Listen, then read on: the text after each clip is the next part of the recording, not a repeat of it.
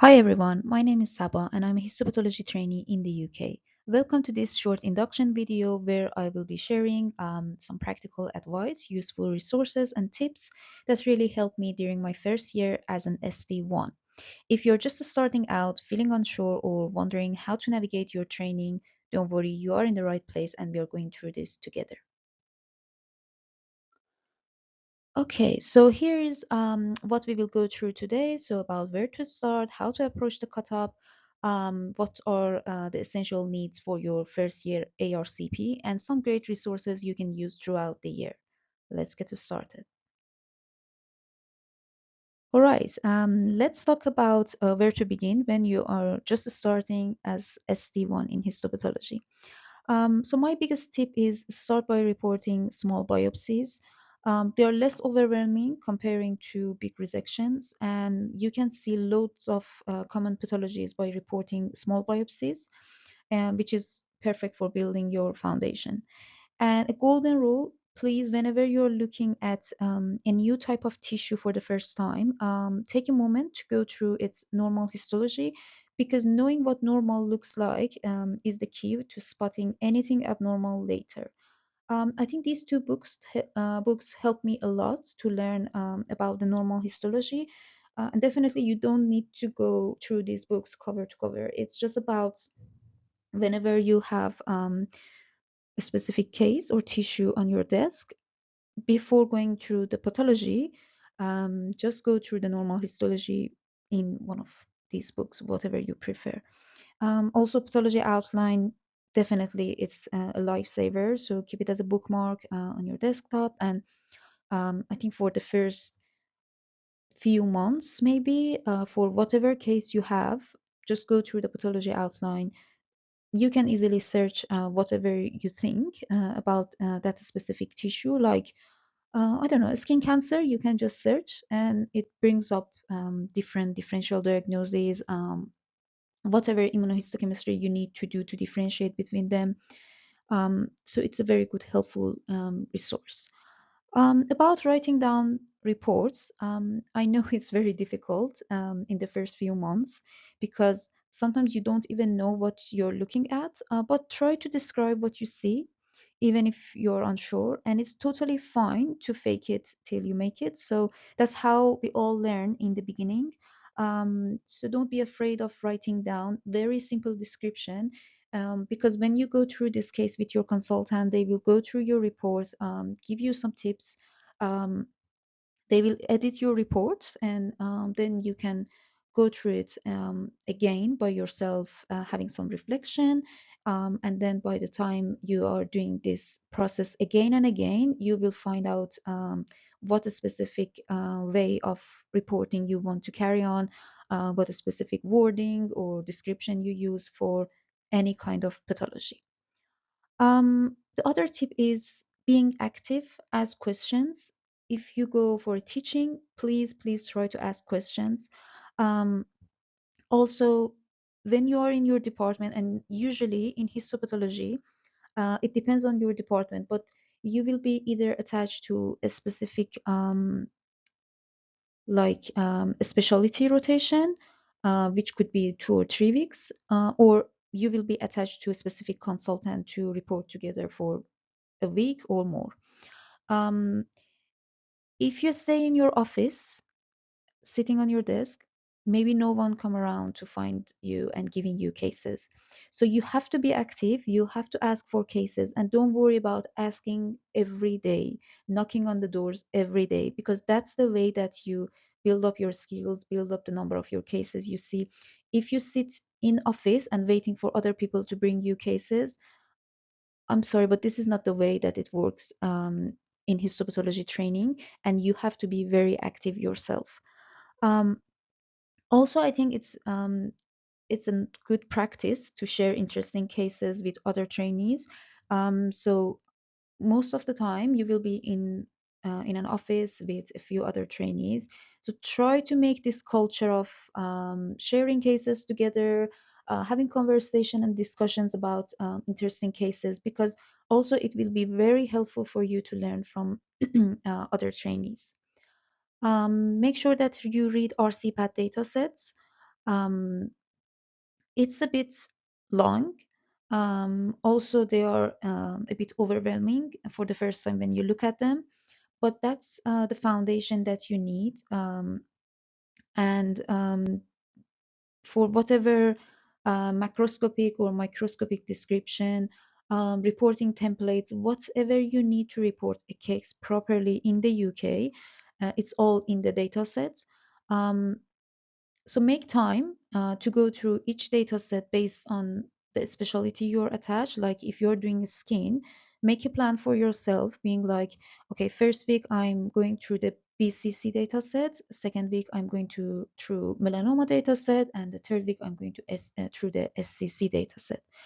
And each time you're going back to report skin cases, go back through the data sets. Make sure that you download a version on your desktop, highlight the important bits, or you can even make your own summary of the data set, because it's also very helpful for your part one exam preparation.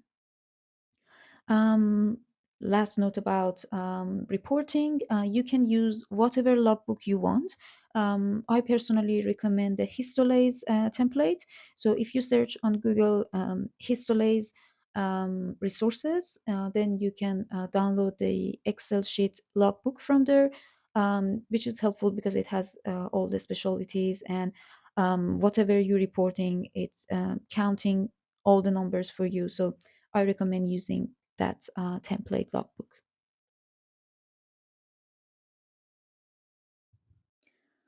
Okay, let's move on to the cutup. First of all, I think observing is the key.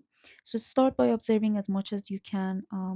Opening of the specimens, benign cases, malignant cases, small biopsies, whatever you can observe and see. Try to take the opportunity in the first few weeks to observe as many as possible. Then I think following these steps would be helpful for you when you pick up a case.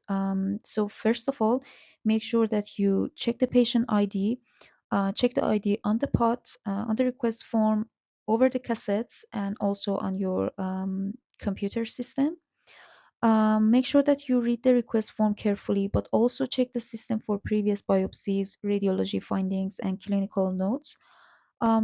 I think going through up notes would be also very helpful, because it helps you to understand what you have on your table today, and what was the reason behind doing this surgery. Um, as I said before, use the RCPath dataset would be the key in doing your macroscopic examination, because there are some key features that you have to go through. There are specific blocks that you have to take for any specific sample. So take a time to go through the RCPath website and the dataset. And also another helpful resource would be Royal College of Pathologists of Australia. They have the templates, also um, block key for like whatever blocks you need to take for any tissue type. And also there are some videos that could be helpful for your learning. If you have the facilities in your department and in your lab to take photos of the specimens, I highly recommend you doing that, also, especially for the first few months. But even I think all the people need to take pictures of their samples, because you never know what happened later, and maybe you miss something in your cutup, or you want to make sure that whatever you're looking down under microscope is from the right place of the tissue. So try to take photos, and if again you have the software on the computer, try to annotate your blocks, because believe me, it will help you a lot when you are reporting that case. If possible, I think reporting whatever case that you're cutting is the best way to improve your approach in cutup, because it teaches you why macroscopic details matter, and helps you to get meaningful feedback. And finally, I think staying safe is the key, and it's very important in histopathology lab, because it's not about just chemicals, it's about the sharps.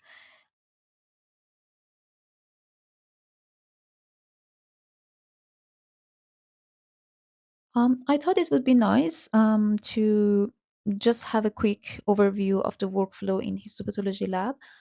So whatever specimen that we receive, it will be booked in the reception. As a histopathology doctor or even the biomedical scientist, in the lab, you do the gross and macroscopic examination of the tissue. You do cutting and sampling of the key areas that are important in your reporting.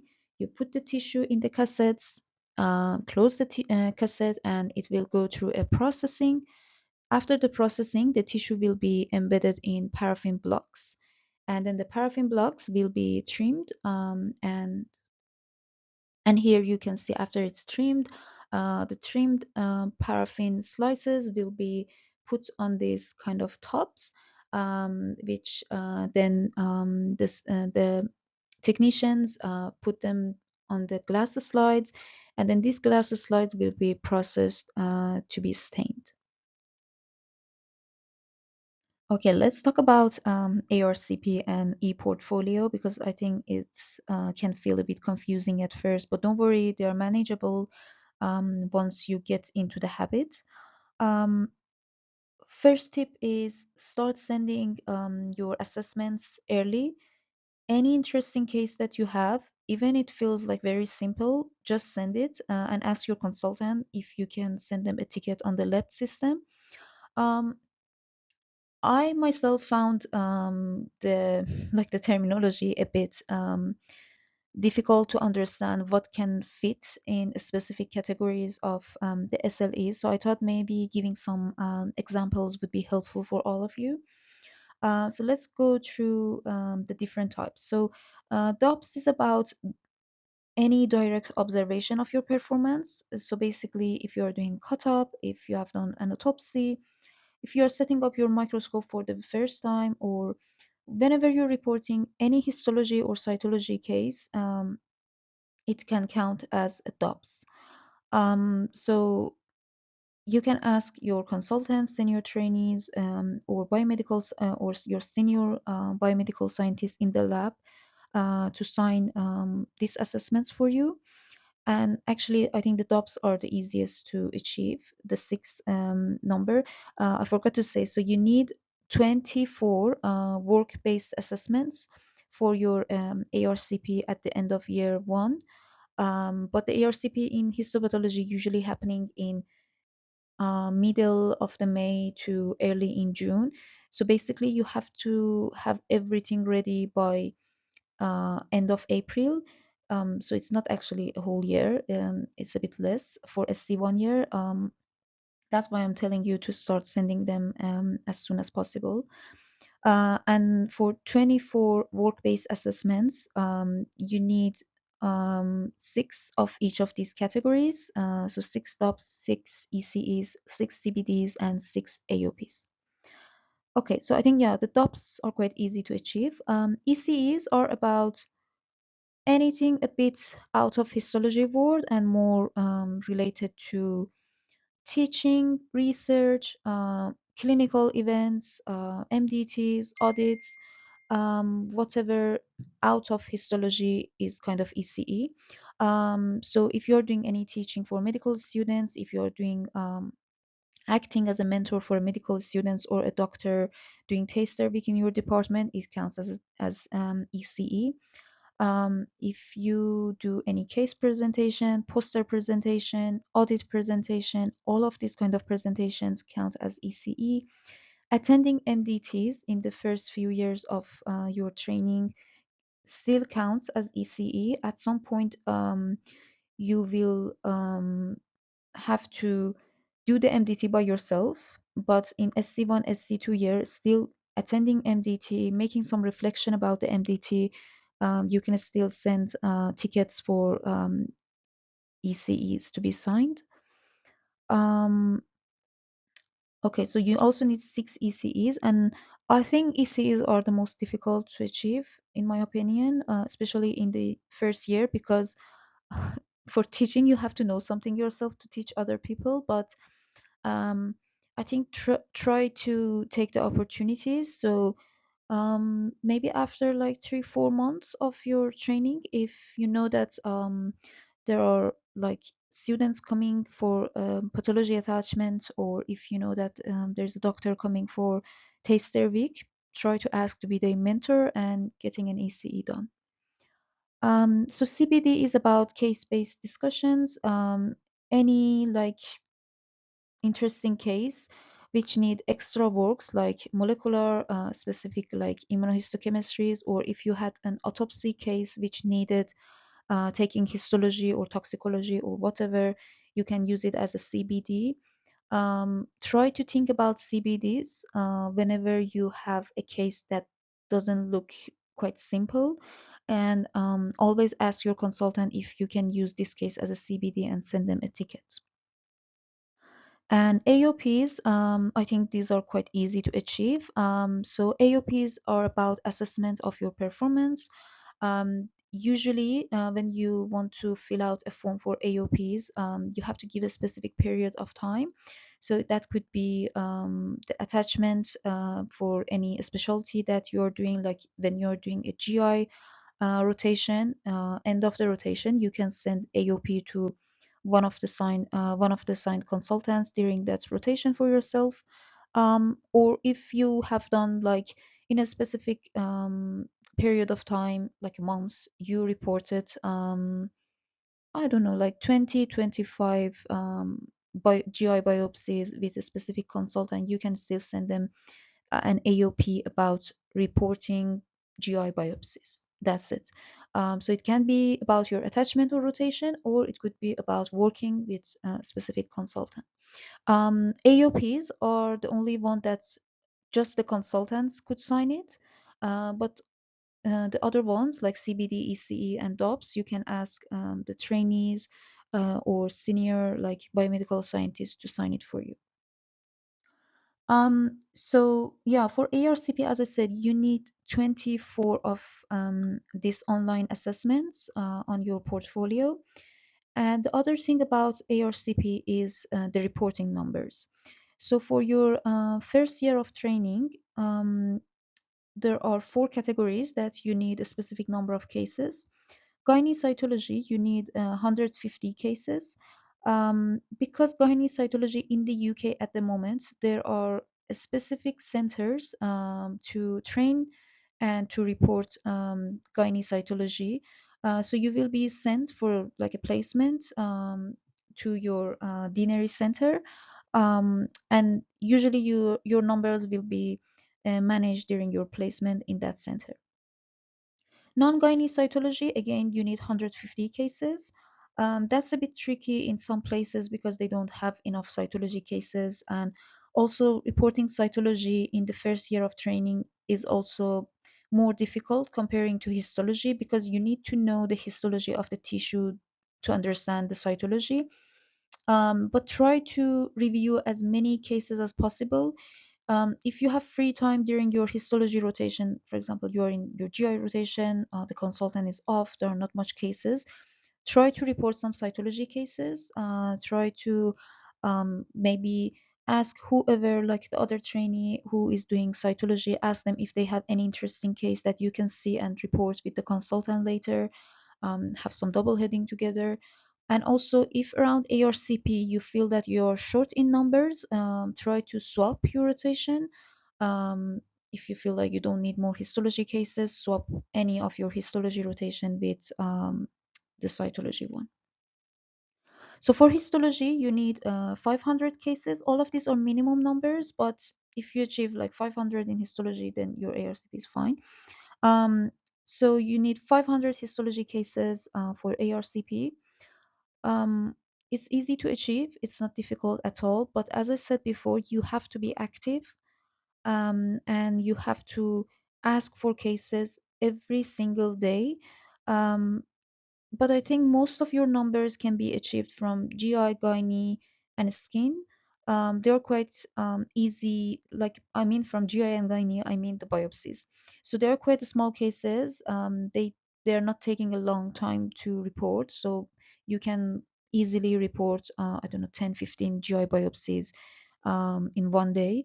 So you can achieve most of your numbers by GI, gynae, and skin, but you still need numbers from other specialties that you had attachment, like urology, breast, um, I don't know, kidney, or whatever you have in your department, head and neck in the first year, maybe you have or not, endocrine also.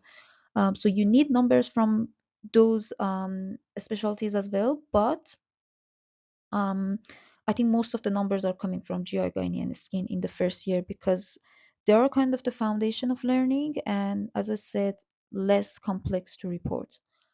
About the autopsies, so you need 20 autopsies for your first year. Um, if your hospital doesn't have an active mortuary, try to discuss it earlier with your educational supervisor or your TPD, because sometimes you need to arrange placements in other hospitals in your deanery. So, like after 2 months, if you feel like you haven't seen much autopsies, raise this with your supervisor and your TPD to act a bit sooner. Okay, now let's go through some essential resources. So as I said before, RCPath dataset, these are your foundation, and it's quite important to go through them in your first year because you need to read all of these data sets for your part one exam. So it's better to get familiar with these data sets sooner than later. Um, if you are a London trainee, you can subscribe for the Histolase weekly newsletter, because they every week on Monday they will send you a newsletter with all the dates of the teachings. Usually they send an interesting case also. I think Histolase newsletter is very helpful for London trainees. Um, Also, I think BDIAP and PATSOC membership are very helpful because they give you access to webinars and meetings for just £10 subscription annually, which is, I think, is very great for £10. And if you want to attend any conference for BDIAP or PATSOC, also when you have the membership, the price is different. The other helpful resource is Pathology Portal on NHS Learning Hub. They are improving it every day, and I think you can check it out to learn basic pathologies of different tissue, and I think it's a very good digital resource. There are some textbooks which we will go through in the next slide, and also some YouTube channels. Okay, so here's a list of helpful books that I personally found useful. Um, you don't need to get them all at once. Just pick one or two that suits your style of learning and build from there. Um, but I think the practice of surgical pathology is the one that I recommend you to start learning pathology in the first few months, and then Robbins could be um, supplementary for this book, because also this book is kind of the reference for the part one exam. The Natasha book, the quick reference handbook for surgical pathologists, this book is amazing because it helps you to understand the differential diagnosis for um, any condition in specific tissue. So I highly recommend you to have one print of this book around. And also the last one, Ace the Board. So this book is for residents, like pathology residents in the States, for doing their board exam. But I think this book is also an amazing resource because it's kind of acting as a flashcard. Um, there are like small notes of each condition, and then there's a link, which when you click on the link for any condition, um, it moved you to the Path Presenter website, so you can go through the digital slide, which I found really helpful to learn. And some YouTube channels to walk through of the cases, and I think you can learn a lot by just watching these videos. Definitely, Gerard Gardner is the hero for skin pathology, but I think all of these channels are really, really helpful for your learning. Okay, so lastly, just a few words of encouragement. Believe me or not, you may feel overwhelmed in the first few months, and that's completely normal. Everyone passed this phase, and remember that you're learning a new word, a new specialty with whole new language. So it's very difficult in the first few weeks to understand what are people actually talking about, but after a while, you will feel more settled and you start to understand what actually is going on. Please don't compare your day one to someone else's day 100. Don't compare yourself to your SC2, SC3 people. Be kind to yourself and ask for help whenever you need. Please be patient about your progress through the histopathology training, because the first few months is just about settling. It's just about learning the new language like a toddler. So don't worry if you can't understand what people talking about.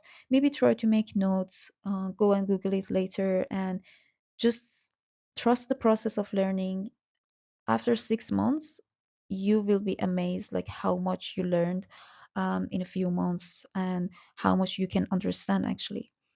Um, I think it's quite usual for people to struggle, so please ask for help. Your educational supervisor is there to help you. Your TPD is there for helping you. Other trainees, definitely, they are more than happy to help you. So if you feel overwhelmed, if you feel that you're struggling, try to reach out for help earlier than later. um, Try to attend all the study days.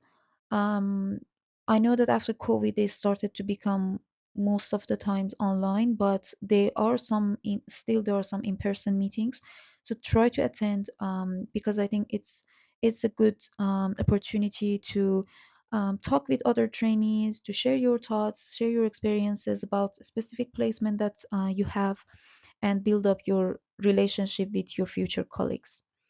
um, Start to think about your next year rotation. In some deaneries, you will be asked to rank whatever rotation you prefer to have for your next year around January to February.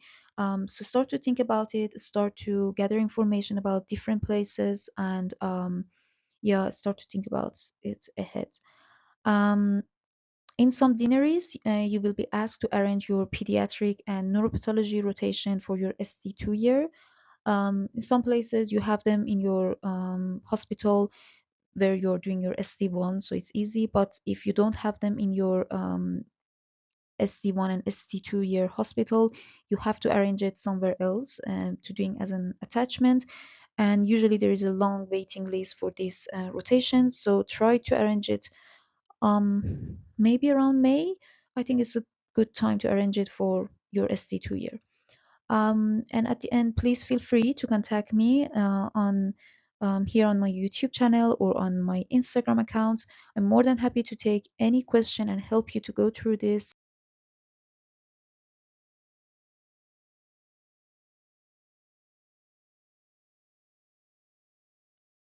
All right. Thanks so much for watching. I really hope this video helped you feel a bit more prepared and confident as you start your ST1 journey in histopathology.